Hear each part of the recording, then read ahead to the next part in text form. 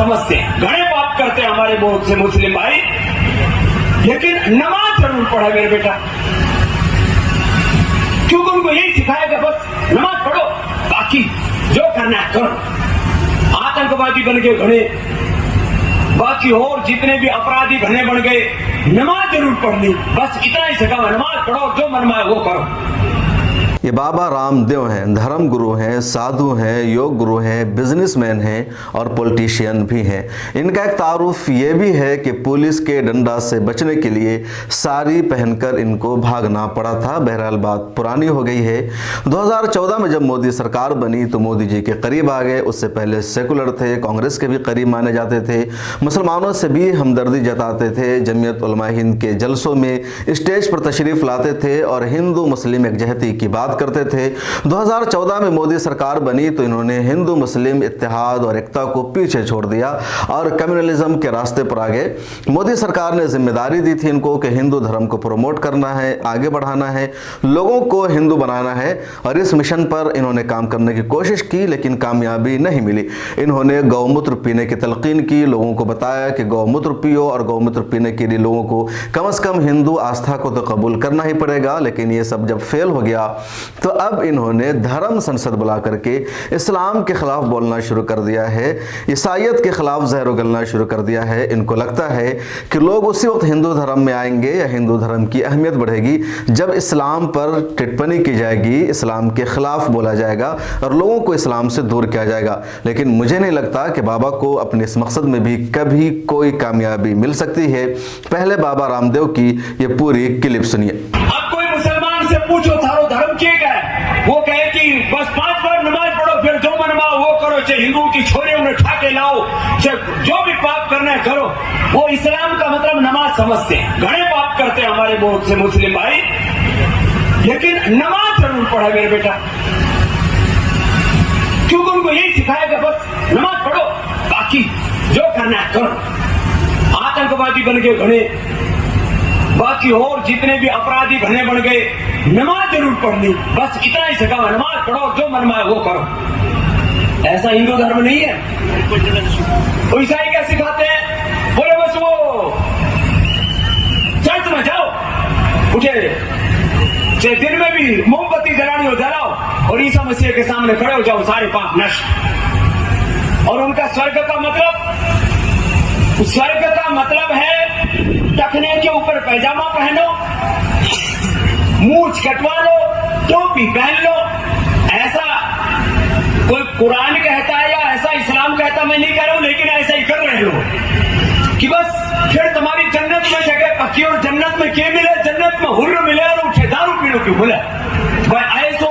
ऐसी जन्नत तो जहन्नुम से भी बेकार है। लेकिन फिर भी लोग मूंछ कटवा रहे, सिर पर टोपी रख रहे और बस पागलपन है। इस्लाम महान और सारी दुनिया को इस्लाम में तब्दील करना है, लोग इसी चक्कर में पड़े।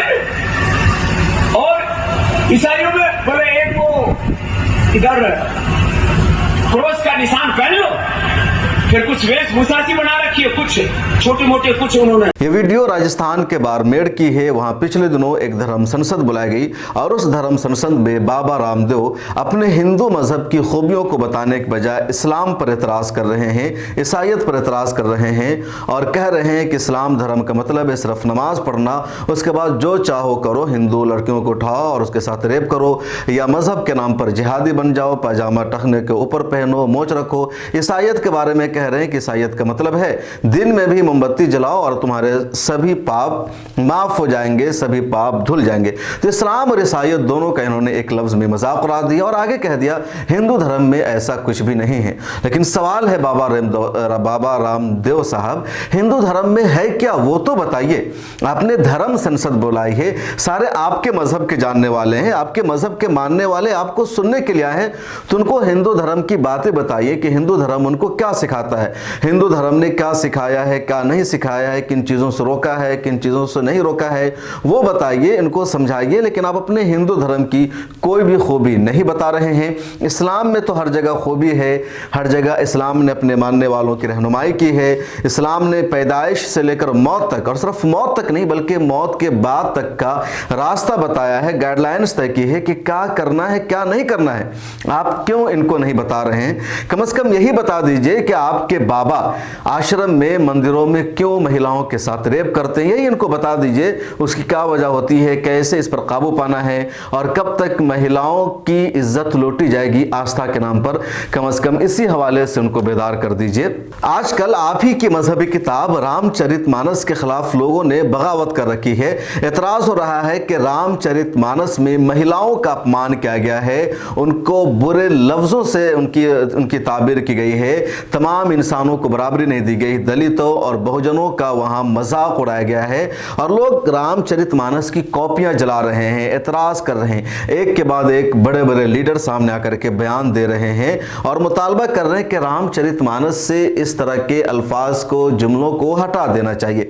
आपकी मजहबी किताब है, आपको अपने ही लोगों को उसकी वजाहत देनी चाहिए, बतानी चाहिए कि रामचरितमानस में क्या गलत है, क्या सही नहीं है। आपके मानने वाले लोग आए हैं, कम से कम आप इनको गौमूत्र पीने की या पेशाब पीने की फजीलत बताइए, अपने प्रोडक्ट की अहमियत बताइए कि इसकी क्या अहमियत है, कितना इंपॉर्टेंस है, कितनी शफा मिलेगी, कितनी कामयाबी मिलेगी। आपके धर्म की खूबियां हैं, आप इनको बताने के बजाय, इनको कायल करने के बजाय इस्लाम पर एतराज कर रहे हैं, ईसाइयत को गालियां दे रहे हैं। आखिर क्यों? क्या आपको लगता है कि इस्लाम के खिलाफ बोलने से या ईसाइयत के खिलाफ बोलने से आपका धर्म आगे बढ़ जाएगा, लोग आपसे मुतासिर हो जाएंगे? ऐसा कभी नहीं हो सकता है, और ये भूल कर भी आप आइंदा मत कीजिए, वरना आपकी शख्सियत खुद मजरूह होगी और इस्लाम और आगे बढ़ेगा। किसी शायर ने कहा है कि इस्लाम की फितरत में कुदरत ने लचक दी है, इतना ही उभरेगा जितना के दबाओगे। आपको याद है, आपको मालूम होनी चाहिए, अब तारीख पढ़ते हैं कि दुनिया में सबसे ज़्यादा मुखालफत मजहब इस्लाम की गई है, दुनिया में सबसे ज़्यादा तनकीद इस्लाम की गई है, आज भी की जाती है। और आप तो कुछ भी नहीं, आपसे हज़ारों गुना पावरफुल है अमेरिका का थिंक टैंक, यूरोपियन यूनियन का थिंक टैंक, यूरोप के कंट्रीज़ का थिंक टैंक। वो दिन रात इस्लाम पर रिसर्च करते हैं, कुरान पर रिसर्च करते हैं, इस्लाम के खिलाफ वो खामियां निकालते हैं, कमियों को निकालते हैं। लेकिन इसके बावजूद सबसे ज़्यादा तेज़ी से यूरोप और अमेरिका में ही इस्लाम फैल रहा है, लोग इस्लाम को एक्सेप्ट कर रहे हैं। क्योंकि किसी भी मज़हब को लोग एक्सेप्ट करते हैं, उस मज़हब को मानते हैं, तो उस मज़हब को पढ़ करके, उसकी खूबियों को जान करके, उसकी अच्छाइयों से आशना हो करके, ना कि महज किसी के बयान को सुन करके। तो अगर वाकई आपको लगता है, आपको जिम्मेदारी भी दी गई है मेरे ख्याल में हिंदू धर्म को आगे बढ़ाने की, तो आप हिंदू धर्म की अच्छी बातों को बताइए। लोगों को मालूम नहीं है, ज़्यादातर जो हिंदू धर्म के मानने वाले हैं, जो हिंदू रिलीजन पर बिलीव करते हैं लड़के, उनको अपने धर्म के बारे में पता नहीं है कि हिंदुइज्म क्या है। आप किसी भी मुसलमान लड़के को पकड़िए, उसको उठाइए और पूछिए, तुम बताओ मुसलमान किसको कहते हैं, इस्लाम किस चीज़ का नाम है? तो इतना ज़रूर बता देगा कि मुसलमान कहते हैं एक अल्लाह के मानने वाले को, नबी करीम सल्लल्लाहु अलैहि वसल्लम को अल्लाह का रसूल तस्लीम करने को, आखिरत पर यकीन करने को, जन्नत और जहन्नम पर यकीन करने को। ये कोई भी बुनियाद, कोई भी मामूली नौजवान आपको बता देगा कि इस्लाम किस चीज़ का नाम है और मुसलमान किसको कहते हैं। लेकिन आप हिंदू नौजवानों से पूछिए, उनको पता नहीं है कि हिंदू किसको कहते हैं। वो यही कहेंगे कि बस हमारे माँ बाप हिंदू थे, हिंदू फैमिली में हम पैदा हुए, इसलिए हम हिंदू है। तो आप अपने नौजवानों को अपने मज़हब की बातें बताइए, उसकी खूबियों से आगाह कीजिए। इस्लाम के खिलाफ आप जितना बोलेंगे उतना ही इस्लाम आगे बढ़ेगा, क्योंकि इस्लाम एक आफाकी मज़हब है, दायमी मज़हब है, आलमी मज़हब है, और पूरी दुनिया में इस्लाम तेज़ी से फैल रहा है। तो इस वीडियो में इतना ही। बाबा रामदेव के लिए आपकी क्या नसीहत है, कमेंट सेक्शन में ज़रूर लिखेगा। हाँ, ये बात ज़रूर कि जिस तरह की बयानबाजी बाबा रामदेव ने की है, अगर किसी और मुसलमान ने किसी दूसरे धर्म के बारे में किया होता तो उसकी गिरफ्तारी हो चुकी होती, उस पर NSA और UAPA लग चुका होता। लेकिन बाबा रामदेव के खिलाफ अभी तक कोई एक्शन नहीं हुआ है। आखिर क्यों? मिल्ला टाइम्स को सब्सक्राइब कीजिए, फेसबुक पर देख रहे हैं तो पेज को फॉलो कीजिए, ट्विटर और इंस्टाग्राम पर भी मिल्ला टाइम्स के साथ जुड़िए।